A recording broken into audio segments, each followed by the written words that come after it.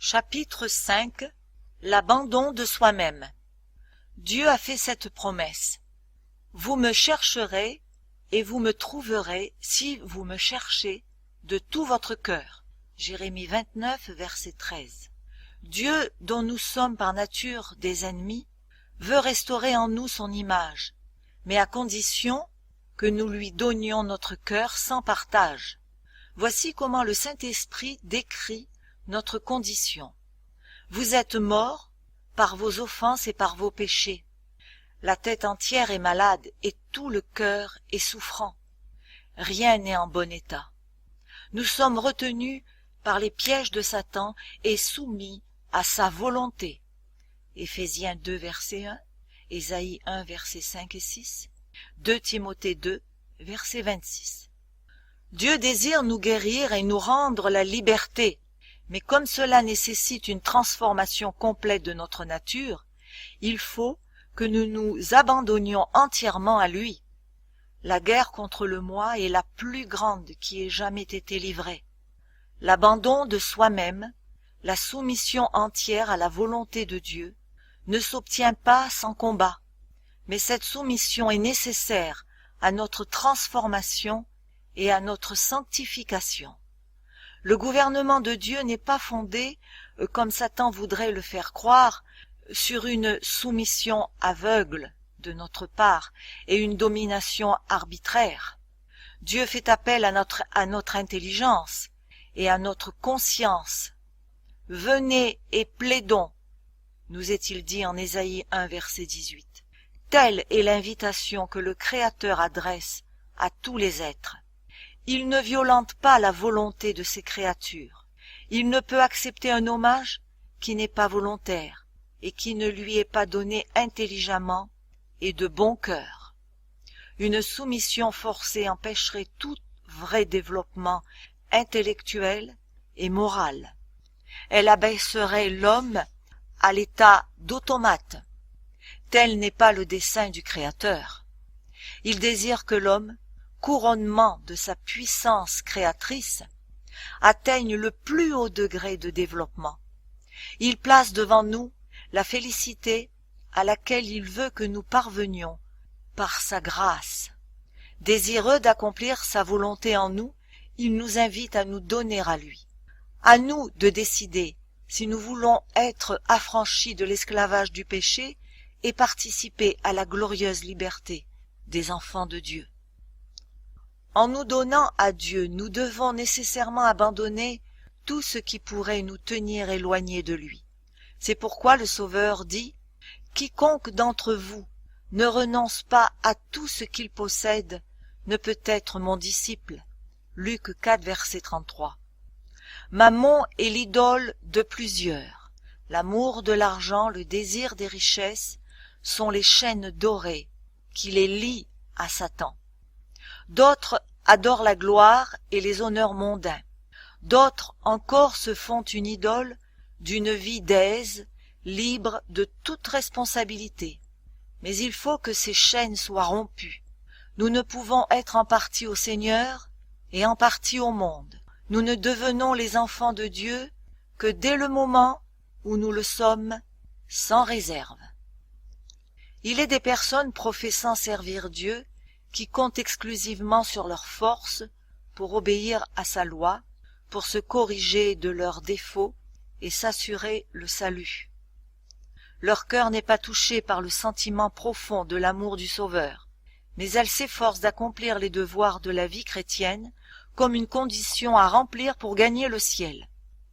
Une telle religion ne vaut absolument rien. Quand Jésus-Christ demeure dans un cœur, celui-ci est tellement rempli de son amour et de la joie de sa communion qu'il se cramponne à lui. Dans la contemplation du Sauveur, le moi est oublié. Son amour devient le grand mobile de toutes les actions. Ceux qui ont compris l'amour de Dieu ne se demandent pas quel service minimum ils peuvent lui rendre sans être rejetés. Ils ne visent pas au plus bas degré de la vie chrétienne, mais ils s'efforcent de se conformer parfaitement à la volonté de leur Rédempteur. Ils abandonnent tout et ils manifestent dans la recherche des choses éternelles un intérêt et une ardeur proportionnés à la valeur de l'objet de leur recherche. Un christianisme dépourvu de cet amour profond n'est qu'un verbiage creux, un vain formalisme, une corvée. Avez-vous le sentiment que c'est un sacrifice trop grand de tout céder au Seigneur? Vous demandez-vous, qu'est-ce que Jésus a fait pour moi? Le Fils de Dieu a tout donné pour notre rédemption, sa vie, son amour, ses souffrances. Serait-il possible que nous, les indignes objets d'un si grand amour, nous lui marchandions nos cœurs? À chaque instant de notre vie, nous avons participé aux bienfaits de sa grâce, et c'est pour cette raison que nous ne pouvons pas nous rendre compte de la profondeur, de l'ignorance et de la misère dont nous avons été tirés. Pouvons-nous porter nos regards sur celui qui a été percé par nos péchés et dédaigner ce grand amour, ce grand sacrifice? Peut-on, en contemplant la grande humiliation du Seigneur de gloire, se plaindre des luttes et des renoncements exigés pour entrer dans la vie éternelle? Mais cœur orgueilleux se pose la question: pourquoi me repentir? Pourquoi m'humilier avant d'avoir l'assurance que je puis être accepté de Dieu? Je vous en prie, portez vos regards sur Jésus-Christ. Il était sans péché.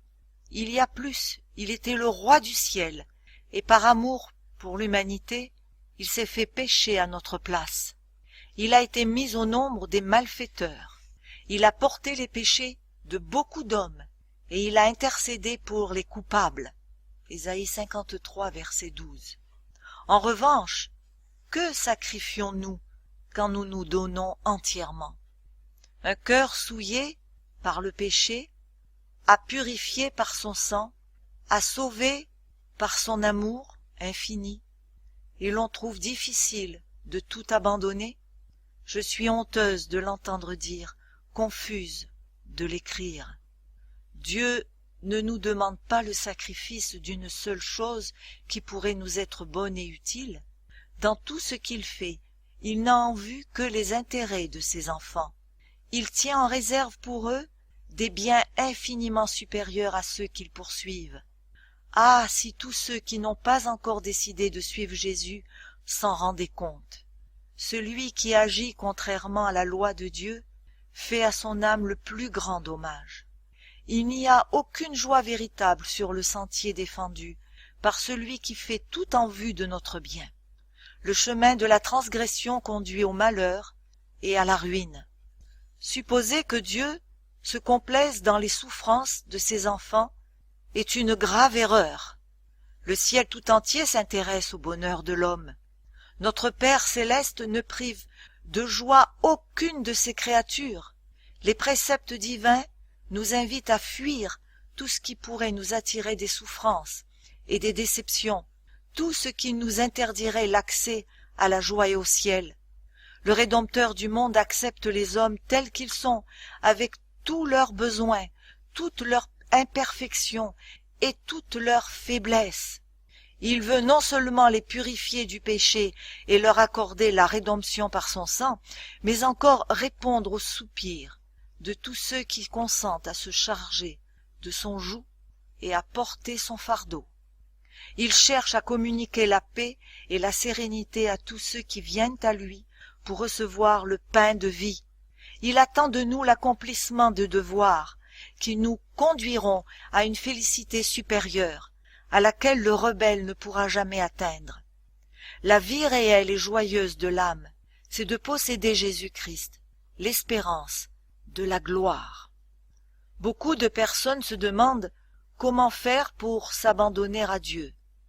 Vous désirez-vous donner à lui, mais vous êtes faible moralement, esclave du doute, et sous l'empire des ambitions de votre vie de péché. Vos promesses et vos résolutions sont comme des toiles d'araignée. Vous ne pouvez dominer vos pensées, vos impulsions, vos affections. Le souvenir de vos promesses non tenues et des engagements auxquels vous avez failli affaiblit votre confiance en votre propre sincérité et crée en vous le sentiment que Dieu ne peut vous accepter.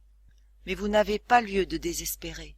Ce dont vous avez besoin, c'est de connaître la véritable puissance de la volonté. Le moteur de la personnalité humaine, c'est la faculté de décider, de choisir. Tout dépend de la volonté. Dieu nous a accordé le pouvoir de choisir, à nous de l'exercer. Vous ne pouvez changer votre cœur, vous ne pouvez de vous-même donner à Dieu vos affections, mais vous pouvez décider de le servir. Vous pouvez lui donner votre volonté, et alors il produira en vous le vouloir et le faire selon son bon plaisir. Ainsi tout votre être sera placé sous l'action puissante de l'Esprit du Christ. Vos affections seront concentrées sur lui, vos pensées seront en harmonie avec les siennes. Désirer la bonté et la sainteté, c'est bien, mais si vous vous en tenez là, cela ne vous servira de rien. Plusieurs seront perdus qui auront espéré devenir chrétiens et désiré l'être. Ce sont ceux qui ne parviennent pas à soumettre entièrement leur volonté à Dieu et qui ne comprennent pas la décision d'être chrétiens. Par l'emploi judicieux de la volonté, un changement complet peut s'opérer dans votre vie. En soumettant votre volonté à Jésus, vous vous unissez à une force qui est supérieure à toutes les principautés et à toutes les puissances. La force d'en haut vous sera communiquée pour vous rendre inébranlable, et ainsi, en vous remettant constamment entre les mains de Dieu, vous serez mis à même de vivre la vie nouvelle, à savoir la vie de la foi.